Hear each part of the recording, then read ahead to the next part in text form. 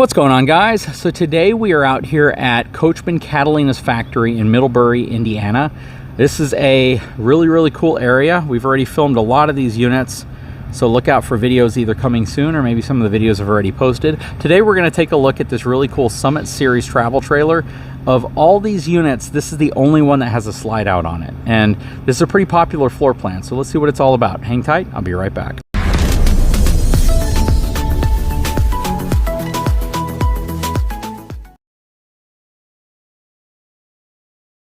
Okay, let's start with the numbers on this unit. So this is going to have a gross vehicle weight rating of 5,590 pounds, cargo capacity of 1,669 pounds, dry weight of 3,904 pounds, 23 feet 1 inches long, has a 5,100 pound axle. This to me is something you'd want to tow behind a half-ton pickup truck.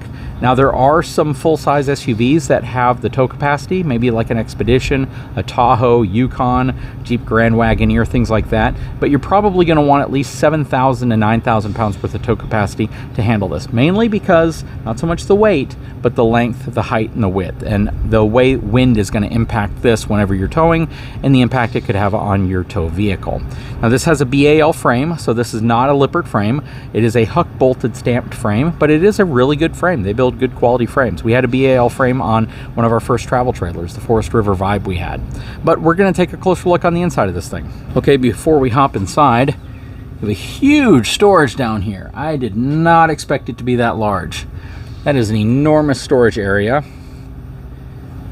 Back here you have your outside of your furnace, you have your fresh water connection, another large storage area right here. Yeah, they definitely have loaded this up with storage. A little spot to leash up your dog if you need to.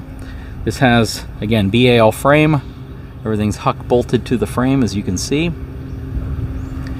Let's step inside, going up the Moride step above steps. Okay, so we have a queen size bed up front. Nice flip up counter storage right there. Have another storage ledge right here. You have a good amount of airflow, good cross ventilation. So the windows are open and boy, air is just blowing in. It's really comfortable in here.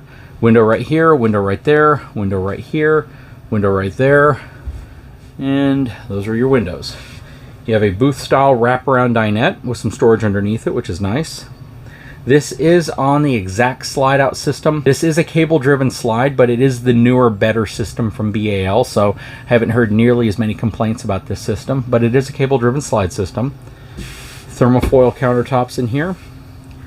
All right, let's look at the price since we have it right here. This has an MSRP of $27,838, which means the sale price is going to be significantly less than that. So that's the price you might see at a dealership, but typically you'll see a sale price underneath it that's well under the MSRP. So don't ever really focus in on the MSRP. You want to focus in on the sale price at a dealership. You have some storage here and some storage here. It's missing drawers. I wish it had drawers. You could easily fit maybe 2 small drawers right here, and then it would be a more functional kitchen in my opinion. Nice cabinet storage up here. Has a nice GE compact microwave. Vent hood. Again, 2-burner cooktop right here. You have a good size GE 12-volt refrigerator with freezer. Very nice. A little locking latch here to keep it from opening while you're driving down the road. You have a huge bunk area. So this is a great size bunk area. Very functional, very nice. You could easily sleep 2 children on each one if you wanted to. Plus you have some storage underneath it as well. That is not a step. Coming into the bathroom, it's nice. It is a full bathroom, so you have your sink right here plus your mirror. The only thing it's missing is a medicine cabinet. Go inside, you have a plastic foot flush toilet. There's no surround around the shower, but they use the wall that is impervious to water right here, so you shouldn't have to worry about any type of water damage by taking a shower in here.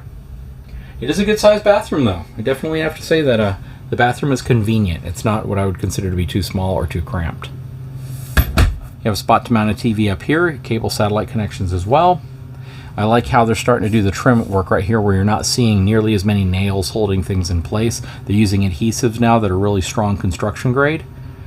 But overall, this is a pretty cool floor plan. With the slide out, it definitely feels wider in here than some of the RVs that don't have a slide out. I don't necessarily know if they needed a slide out in here because honestly, they could have gone with probably a shallower dinette and you wouldn't have the need for a slide out. But If you want that extra room, this definitely gives it to you, especially if you're going to bring, you know, kids with you. You might want that extra room so they can have some room to play and spread out their arms. Very cool. What do you guys think? Let's check out the outside of this unit. Okay, so we've already gone over the front stuff. We've already gone over most of this. We showed you this back here. The leash connection has a 4-inch tubular bumper on the back so you can throw your sewer hose in there. LED lighting. It is prepped for a Furrion backup camera. Here you have the outside of your water heater. You have the on-the-go ladder system so you can climb on the roof if you need to. 30 amp connection, cable satellite connection, black tank flush city water connection, all your sewer valves down here. This has Tamarack tires. I've seen these on a lot of RVs. I would probably recommend to go with something like a Goodyear. Upgrade the tires. You could easily get a couple thousand miles out of those typically, but at the same time, it never hurts to always put a higher quality tire on. Overall though, what do you guys think of this? It's a pretty nice unit, right? It's relatively lightweight. The slide out, in case you're wondering, again, this is a cable driven slide out system. And this uses the newer technology, which they call the Exact Slide, which is the one that you would want to get if you have cable driven slides versus the AccuSlide. But again, what are your thoughts? Leave a comment below. Guys, if you haven't had a chance, please take a moment, subscribe to the channel, give me a thumbs up, and we'll talk to you again very soon.